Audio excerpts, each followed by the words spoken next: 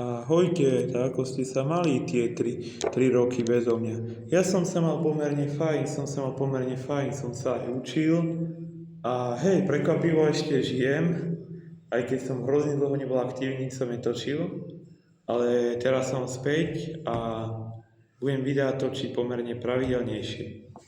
E, tak, e, tak som povedal, a týmto videom chcem urobiť vlastne moju recenziu na Odiseu od Christophera Nolana. No, tak ako musím povedať, Christopher Nolan opäť dokázal, že je vlastne jediným že vlastne jeden z veľmi malých režisérov v dnešnej dobe, čo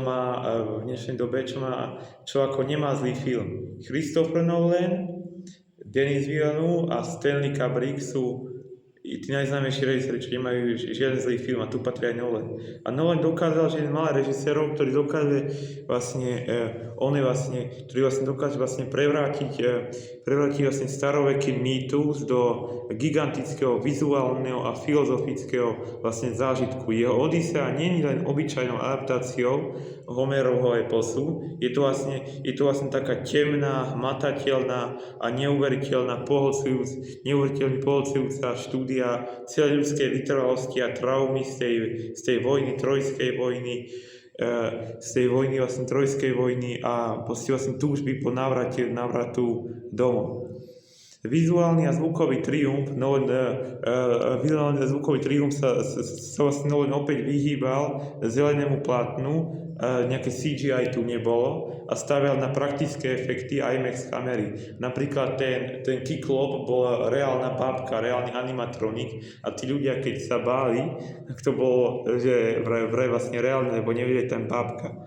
Sa mi páčilo. Morská búrka pri Sicílii, či stretnutie s Kyklopom, všetko vlastne nepôsobilo ako generované CGI, lebo to ani nebolo CGI, ale ako desivá živá realita. Kamera od Hoyteho Van Hoytemu, vlastne kamera vlastne zachytala nekonečný, no zároveň klaustrofobický oceán z kontrastných tónov, hudobný sprievod od Hansa Zimmera a Ludvíka Göranssona vlastne opúšťa klasické orchestrálne klišé, ale namiesto toho kombinuje aj dýchové nástroje. To bola dobrá hudba, keď tam boli tie sirény, tam bol spútnaný ten Odysseus a tam kričala, tam bola až dýchové nástroje pri tom, dunivé perkusie a mechanické zvuky. Mechanické zvuky vlastne lodného dreva, či vytvára neustále napätie. Tento film, že furt mal neustále napätie, hudba bola skvelá a ten zvuk bol, že sound design toho filmu bol, že strašne hlučný, jeden z najhlučnejších filmov, čo bolo, keď Kyklopovi tam vypichli oko, tak tam zahreval sa tohto filmu extrémne. A potom ešte, keď tam sa tá čarodejka ich menila na prasatá tých vojakov, tak to vyzeralo úplne, že keď ich menila, to vyzeralo úplne ako strašne vlastne realistické, lebo to boli bábky. Vlastne dúfam, že Christopher Nolan raz bude točiť nejaký horor, najlepšie Lovecraftovský horor. Odysseus sprevádza vlastne ten Matt Damon ako Odysseus sprevádza životný výkon. Jeho Odysseus není vlastne nejaký nezničiteľný superhrdina s plot armorom, ale zlomený tragický generál, ktorého tvár je vidieť každý stratený rok a každý padlý druh. On tam bol vlastne, ak si neviem, tak 20 rokov bol tam u tej Kalypso, tam u nej na ostrove. Penelopa dáva filmu emocionálne kormidlo, línia na Itake vlastne nie len pasívnym čakaním, ale vlastne napínavou politickou šachovou partiou a s onými nápadníkmi. Juhrala tá Annie Hathaway, zahrala aj dobre.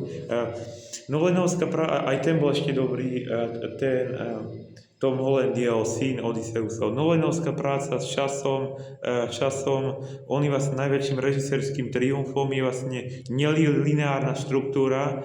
Nolan nerozpráva príbeh chronologicky, preplieta vlastne 10-ročné blúdenie po mori s udalosťami na Itake, spomienkovými zábleskami a Troju, keď tam spomínal ten John Bernal tú Troju, tú bitku tej Troji.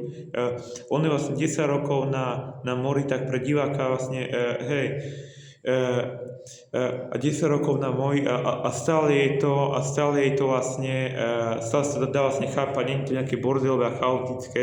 Film začal s koncom a začiatkom a nie je tá Elliot Page není Achilles, ale synom, takže není tu Trans Elliot, takže dobre. Odyssea je filmový unikát, monumentálne dielo, ktoré si vyžaduje vlastne najväčšie možné plátno a on najlepší zvuk vlastne, zvuk, ale dajte si pár, vám nevybuchli uši, ak máte o srdcom problémy. Nolan vlastne nesklamal a doručil modernú klasiku, o ktorej sa ešte bude, hádam, hovoriť aj roky. Moje hodnotenie vlastne 10 z 10, skvelý film, spadlo to kamera.